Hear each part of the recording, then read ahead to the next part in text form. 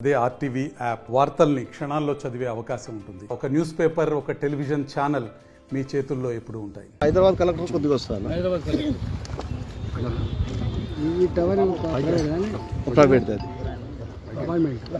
Building, అది private building.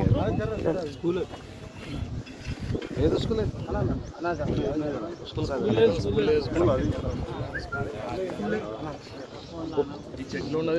కొబ్బరి చెట్లు ఒకటి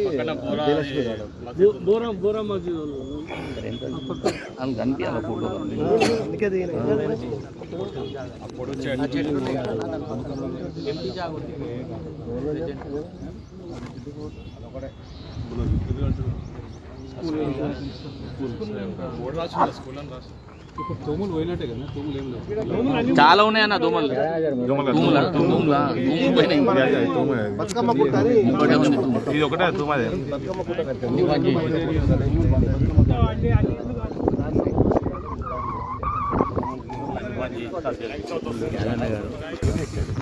పెద్ద ప్రోగ్రామ్ అది.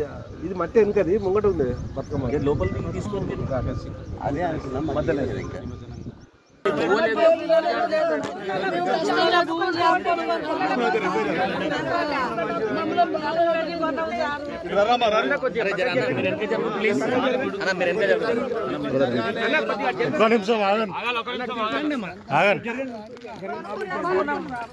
ఎన్ని సంవత్సరాల కింద కొనుక్కున్నారు?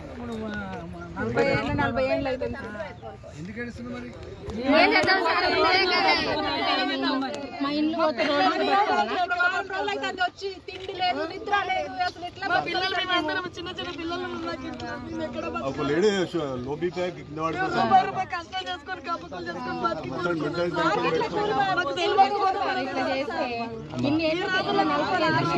సెక్సులు కడుతున్నాము, కరెంట్ కడుతున్నాము, అన్ని విధాలా కడుతున్నాము. 40 ఏళ్ళకి చిన్న చిన్న గుడ్డలు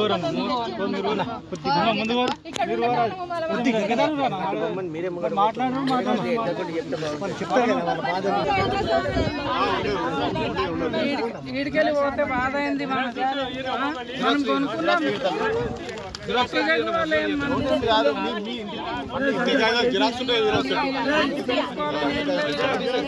బీజేపీ దగ్గర కొన్నాం మేము.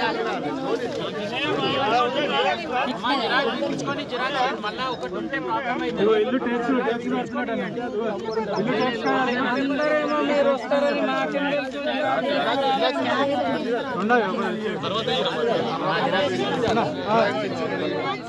అస్మత్పేట చెరువు పక్కకి 140 మంది, 125 మంది ఇక్కడ. అల్వాల్ చెరువు దగ్గర దాదాపు 120 మందికి కడుబీదరికంలో ఉన్న 60 గజాలు 70 గజాలలో 40-45 ఏళ్ళుగా ఈ మార్కెట్లలో పనిచేసి, మున్సిపాలిటీలో పనిచేసి, ఇళ్ళల్లో పనిచేసి కొనుక్కున్న భూములు ఆనాటి నుంచి, అంటే 85 అంటే దాదాపు 40 ఏళ్ళ క్రితం. 40 ఏళ్ళ క్రితం తెలంగాణ ప్రాంతాల నుంచి వెళ్ళి పొట్ట చేత పట్టుకొని కుటుంబాన్ని పోషించుకోవడానికి వచ్చిన వాళ్ళు వీళ్ళు. ఈ 60 గజాలలో, ఈ 40 గజాలలో, ఈ 80 గజాలలో పెద్దవాళ్ళు నివసించే ప్రాంతం కాదు ఇది. సామాన్యులు, పేదవాళ్ళు నివసించే ప్రాంతం. ఈ మధ్య హైడ్రా వచ్చిన తర్వాత ఎవరు, ఏ పార్టీ వాళ్ళు కానీ, ఏ నాయకులు కానీ చెర్లు ఉండకూడదని, చెర్లలోకి వచ్చే కాలువలు, వాగులు ఉండకూడదని కోరుకుంటోళ్ళు కాదు. చెర్లు ఉండాలని, చెర్లల్లో నీళ్లు మంచిగా ఉండాలని, మంచి భూగర్భ జలాలు ఉండాలని, మంచి ఎకలాజికల్ బ్యాలెన్స్ ఉండాలని కోరుకుంటుంది. కానీ ఇక్కడ ఈ రేవంత్ రెడ్డి గారు ఇవాళనే రాష్ట్రం ఏర్పడ్డట్టుగా, ఇవాళనే వారే ముఖ్యమంత్రి మొట్టమొదటి అయినట్టుగా వారు చేస్తున్న ప్రకటన చూస్తూ ఉంటే ఇలా బాధ అనిపిస్తూ ఉంది. 1956 1956 నుంచి వెళ్ళి ఇవాటి వరకు అనేక ముఖ్యమంత్రులు వచ్చిపోయారు. ఈ రాష్ట్రంలో 70 సంవత్సరాల కాలం పాటు, దాదాపు 17 సంవత్సరాలు తెలుగుదేశం పార్టీ పాలించింది. 10 సంవత్సరాల కాలం పాటు టీఆర్ఎస్ పార్టీ పాలించింది. 9.5 సంవత్సరాలు టీఆర్ఎస్ పార్టీ పాలించింది. అంటే వాళ్ళు ఒక 16-17 సంవత్సరాలు, వీళ్ళొక 9.5 సంవత్సరాలు తీసేస్తే 40-44 సంవత్సరాల కాలం పాటు ఈ రాష్ట్రాన్ని పాలించిన పార్టీ కాంగ్రెస్ పార్టీ. ఇవాళ అంతకుముందున్న ముఖ్యమంత్రులు, అంతకుముందు ఉన్నటువంటి అధికారులు ఇవన్నిటి మీద రిపోర్ట్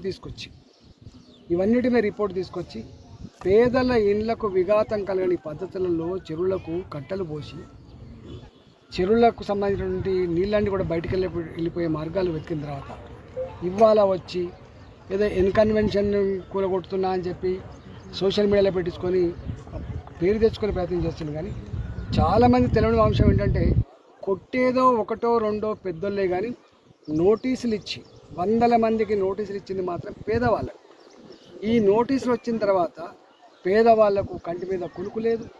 వాళ్ళు కార్పొరేటర్ దగ్గర పోతారు, వాళ్ళు ఎమ్మెల్యే గారి దగ్గర పోతారు, వాళ్ళు ఎంపీ గారి దగ్గర పోతారు.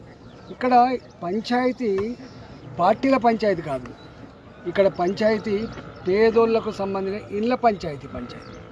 ఇవాళ నేను మొన్ననే చెప్పిన ప్రెస్ మీట్ పెట్టి, సరే మీరు హైడ్రా పేరిట మీరు ఏం నడుపుతుందో నాకు తెలియదు, కానీ నేను డ్రామా అని అంటున్నారు.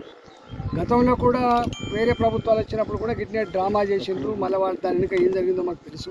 కానీ ఇవాళ మీరు వచ్చి ఈ హైడ్రా పేరిట డ్రామాలు చేసి పేదల గుడిసెలను, పేదల ఇళ్లను కూల్చేసే ప్రయత్నం చేస్తే ఖబర్దార్ అని చెప్పి ఇప్పటికే హెచ్చరిక చేసినాం మేము.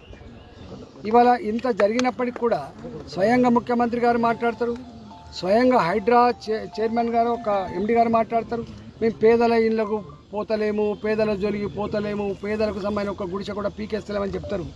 కానీ ఈ నోటీసులు ఎవరి కోసం ఇచ్చారు, ఎందుకోసం ఇచ్చింది, దీంట్లో ఉన్న ఆంతర్యం ఏందో చెప్పాలని చెప్పి మనం చేస్తాం.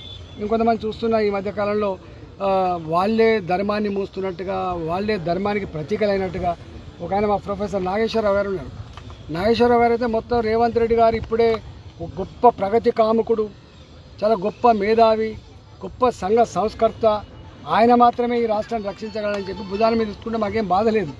కానీ నాగేశ్వరరావు గారు తెలియంది ఏంటంటే, నీకు తెలిసింది ఒక ఇన్కన్వెన్షనే తప్ప నీకు తెలియంది అస్మత్పేట చెరువుల్లో 125 మంది పేదల కన్నీళ్ళ గురించి నీకు తెలుసా నాగేశ్వరరావు గారు?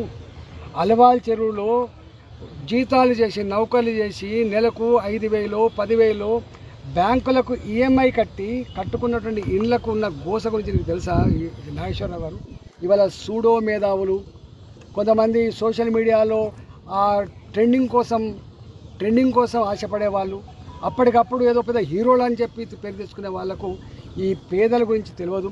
ఇలా సరూర్ నగర్ చెరువు, షఫీల్గూడ చెరువు, ఇవాళ అస్మత్పేట చెరువు, అల్వాల్ చెరువు, ఒక్క మాటలో చెప్పాలంటే ఈ మల్కాజిగిరి పార్లమెంటు పరిధిలో 100 చెర్ల కింద ఉన్నటువంటి పేదల కన్నీళ్ళ బాధ గురించి ఇప్పటికే నేను ప్రస్తావించే ప్రయత్నం చేసిన. నేను ఈ ప్రభుత్వాన్ని హెచ్చరిస్తా ఉన్నా, ఇలా నువ్వేదో సూదపూసలాగా, నువ్వేదో వచ్చే ధర్మాన్ని ఇప్పుడే పునరుద్ధరిస్తున్నట్లాగా, నువ్వేదో ఛాంపియన్ లాగా పోజు పెట్టే ప్రయత్నం చేయకు. పేదల జోలికి వస్తే మాత్రం ఖబర్దార్ అని చెప్పి హెచ్చరిస్తూ ఉన్నాం. నువ్వు అనుకుంటున్నావు చాలామందిని చూసింది పేదోళ్ళు, నిన్నే ముఖ్యమంత్రి కాదు, అనేక మంది ముఖ్యమంత్రిని చూసింది ఇక్కడ, అనేక ప్రభుత్వాలను చూసినా, ఇక్కడ అనేక పార్టీలను చూసిండ్రు, ఇవాళ నిన్ను కూడా చూస్తూ ఉన్నారు. పేదల జోలికి వస్తే మాడి మషైపోతారు, జాగ్రత్త. మీరు పేదలతోటి పెట్టుకునే ప్రయత్నం చేయొద్దని చెప్పి నేను హెచ్చరిస్తాను. ఇలా ఇవన్నీ కూడా మీ ప్రెస్ వాళ్ళు కూడా చెప్పాల్సింది, మరి ఎందుకు చేస్తలేరో కానీ అంత ఇన్కన్వెన్షన్ గురించి మాట్లాడుతున్నారు, అంత ఏదో కూలగొట్టినటువంటి ఇంకేదో పెద్దల గురించి మాట్లాడుతున్నారు. కానీ ఇన్ని సంవత్సరాలుగా ఉంటున్నటువంటి పేదల గాథల గురించి కానీ, వాళ్ళకు వచ్చిన నోటీసుల గురించి కానీ, ఆ నోటీసులు స్వీకరించిన తర్వాత వాళ్ళలో ఉన్నటువంటి ఆందోళన గురించి ఒక్కరు కూడా చెప్పకపోవడం బాధ అనిపిస్తూ ఉంది. నేను ఇవాళ మళ్ళీ ఒకసారి చెప్తున్నా, కొంతమంది రాజకీయ నాయకులు కూడా అదే పని కట్టుకొని షెర్ల చుట్టూ తిరుగుతున్నారు, కట్టల చుట్టూ తిరుగుతున్నారు. నేను అంటున్నా, షెర్ల చుట్టూ, కాలువల చుట్టూ తిరిగేది ప్రభుత్వం తిరుగుతుంది, కానీ పేదల గూళ్ళ చుట్టూ తిరిగే ప్రయత్నం చేయండి, పేదల బాధ అర్థం చేసుకునే ప్రయత్నం చేయండి, పేదలకు అండగా ఉండే ప్రయత్నం చేయండి తప్ప ఇలా ఇట్లాంటి పిచ్చి పని చేస్తే మంచిది కాదని చెప్పి హెచ్చరిస్తా ఉన్నాం. భారతీయ జనతా పార్టీ, ఇప్పుడు నరసింహ గారు ఉన్నారు, టీఆర్ఎస్ పార్టీ, నేను భారతీయ జనతా పార్టీ ఎంపీని. ఇక్కడ ఇష్యూ, ఇక్కడ పార్టీల ఇష్యూ కాదు. ఆయన 15 సంవత్సరాలు ఇక్కడ ఉంటున్నారు. వారు అడిగిన ఒక ప్రశ్న, కబ్జాల గురించి, మేము చెప్పినాం, కబ్జాల గురించి ఆనాడే కనుక పట్టించుకొని ఉంటే ఇలా ఇన్కన్వెన్షన్కి బాధ్యులు ఎవరండి? ఇన్కన్వెన్షన్ పర్మిషన్ వచ్చిన నాడు రోషా గారి ప్రభుత్వం ఉన్నది, కాంగ్రెస్ పార్టీ ప్రభుత్వం ఉన్నది. ఇలా ఆనాడు కలెక్టర్ లేడా అక్కడ, ఆనాడు జిహెచ్ఎంసీ లేదా అక్కడ, ఆనాడు కట్టుకుంటున్నప్పుడు నీ ప్లానింగ్ డిపార్ట్మెంట్ ఏం చేస్తున్నట్టు, ఆనాడు నీ ముఖ్యమంత్రి ఏం చేసినట్టు, ఇవాళ కూల కొడితే ఆహా ఓ అంటున్నారు. ఆనాడు ఇచ్చింది నీ పార్టీ కదా, ఆనాడు ఇచ్చింది నీ ముఖ్యమంత్రి కదా. ఇవాళ ఇట్లాంటి అనేకం ఉన్నాయి కాబట్టి ఎప్పుడు కూడా చట్టం ఉన్నవాని చుట్టమైందని చెప్పి అంటారు వాళ్ళు. నేను అంటలేను. పేదోళ్ళ బతుకులు గింతే బిడ్డ, మమ్మల్ని మెట్లు కూడా ఎవడు ఎక్కనియాడు, మా కన్నీళ్ళ గురించి మా పేదరికం చూసి మాడు అసహించుకుంటాడు, కానీ ఉన్నోడు మాత్రం పైరవి చేసుకొని పోతాడు బిడ్డ అంటారు వాళ్ళు. అందుకనే చట్టం ఉన్నవాని చుట్టం కావద్దని మేము అంటున్నాం. పైరవి చేసుకున్నాడు కూడా నువ్వు కూలగొట్టరాదు వాడు అంటాడు. నీకు దమ్ముంటే కూలగొట్టి పైరవి చేసుకున్నాడు. నేను అంటున్న వల్ల పేదవాళ్ళు 40-50 గజాలు వాక్ సాగర్ చెరువు ఉంది. 632 మందికి ఆనాటి ప్రభుత్వం పట్టా ఇచ్చింది, ప్రభుత్వం ఇచ్చింది, కట్టుకున్నారు వాళ్ళు. ఇవాళ వచ్చి నువ్వు బఫర్ జోన్ ఉంది, బఫర్ జోన్లో ఉంది, ఎఫ్టీలో ఉంది అని ఎట్లా అంటావు? ఆయన ముఖ్యమంత్రి ఏం చేసినట్టు? కట్టుకున్న వాళ్ళు ఎవరు? వాళ్ళు 60 గజాల నుండి ఎవరుంటారు చెప్పు? నేను ఉంటాను 60 గజాలు కదా చెప్పవు. నరసింహ ఉంటాడు 60 గజాలు. కడుబీదరికంలో ఉన్న వాళ్ళు ఉంటారు బాయ్ సాబ్. ఈ మురికి కూపంలో ఎవరు ఉంటారు బాయ్ సాబ్? దిక్కులేని వాళ్ళు పేదలు ఉంటారు బాయ్ సాబ్. అసలు జనరల్గా మీకు కొన్ని సెంటిమెంట్స్ ఉంటాయి ఊళ్ళల్లో. ఊరు పట్టు ఊరు పట్టు ఉడుము పట్టు అంటే తెలుసా?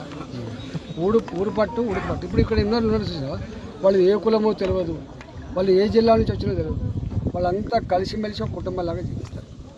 నాకు తెలిసి ఈ అస్మత్పేట ఈ పక్కకు ఉన్న వాళ్ళందరికీ ఒక మమకారం ఉంటుంది. మాది అస్మత్పేట మా కథ అని. వాటి పుట్ట మీద ప్రేమ ఉంటుంది, నీకు తెలుసో తెలియదు. ఒక చెట్టు మీద ప్రేమ ఉంటుందండి, మనిషికి అనుబంధం ఉంటుంది. నువ్వు అనబడితే అక్కడ దమ్ముందా? లేని వాళ్ళకే పేదలకే గూడు కట్టించే దిక్కు లేదు. ఇవాళ గిన్ని ఇళ్ళు కూల్చేసి వాళ్ళకి ఇల్లు కట్టించే దమ్ముందా అండి ప్రభుత్వానికి? ఉందా చెప్పండి. నేను కూడా మంత్రిగా పనిచేసిన, ఆర్థిక మంత్రిగా పనిచేసిన. ఈ రాష్ట్ర ఆర్థిక వ్యవస్థ నాకు తెలుసు. జీతాలు ఇచ్చే పరిస్థితి లేదు. హెల్త్ డిపార్ట్మెంట్లో పనిచేసే వాళ్ళకు, ఇతర డిపార్ట్మెంట్లలో పనిచేసే వాళ్ళకు, అవుట్ సోర్సింగ్ వాళ్ళకు 4 నెలలు 5 నెలలు జీతాలు ఇచ్చే పరిస్థితి లేదు. గుర్తుపెట్టుకో. పనిచేసిన చిన్న చిన్న కాంట్రాక్టర్లకు బిల్లు ఇచ్చే పరిస్థితి లేదు. ఇవాళ పెన్షన్లు సకాలంలో వస్తలేవు. నువ్వు మాట్లాడబడితే వాళ్ళకు ప్రత్యామ్నాయాలు చూపిస్తే ప్రత్యామ్నాయాలు చూపించే దమ్ముందా ఈ ప్రభుత్వానికి? ఎన్ని వేల ఇల్లు కూడా కొడతావు? ఎంతమందిని డిస్ప్లేస్ చేస్తావు చెప్పండి. ఇవాళ నేను ఏదో చూసిన వార్త, మూసీ నది పక్క పంటి 25,000 కుటుంబాలను డిస్ప్లేస్మెంట్ కట్టమని చెప్పి ఫస్ట్ 25,000 మంది కట్టేయమని చెప్పండి ఫస్ట్. కొన్ని లక్షల కుటుంబాలు ఉంటాయి ఇట్లా, ఒక్క దగ్గర కాదు, లక్షల కుటుంబాలు ఉంటాయి ఇక్కడ. సార్ ఇప్పుడు గత 10 ఏళ్లలో బీఆర్ఎస్ గవర్నమెంట్ ఉన్నప్పుడే ఎంక్రోచ్మెంట్స్ ఎక్కువైనాయని ఆడుకుంటున్నాను. నేను ఏమంటున్నా, ఒకటి ఎంక్రోచ్మెంటు జరిగినప్పుడు సరే రాజకీయ నాయకులకు స్వార్థం ఉంటుంది. నీ ఐఏఎస్కి ఏం స్వార్థం ఉంటుందా? నీ జిహెచ్ఎంసీకి ఏం స్వార్థం ఉంటుంది? ఏం చదువుకున్నట్టు? ఇవాళ ముద్దం నరసింహ గారు ఉన్నారు, 5 ఏళ్ళు కార్పొరేటరు, మళ్ళీ దీవిస్తే మళ్ళీ 5 ఏళ్ళు వస్తారు, లేకపోతే లేదు.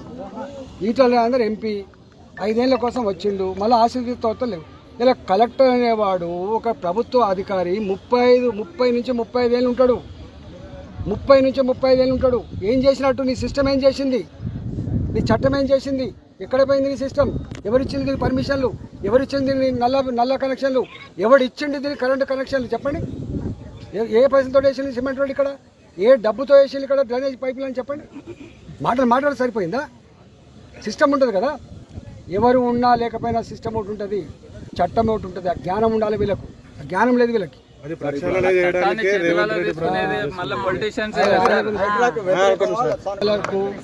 పేదల భూములు గుంజుకున్నా, పేదలకు ఇబ్బంది కలిగించినా, పేదల కన్నీళ్లు చూసినా దాని వ్యతిరేకమైన గుర్తుపెట్టు. మరిన్ని వీడియోస్ కోసం ఛానల్ ని సబ్స్క్రైబ్ చేయండి. లేటెస్ట్ అప్డేట్స్ కోసం వాట్సాప్ ఛానల్ ని ఫాలో చేయండి. అండ్ లింక్ డిస్క్రిప్షన్ లో ఉంది.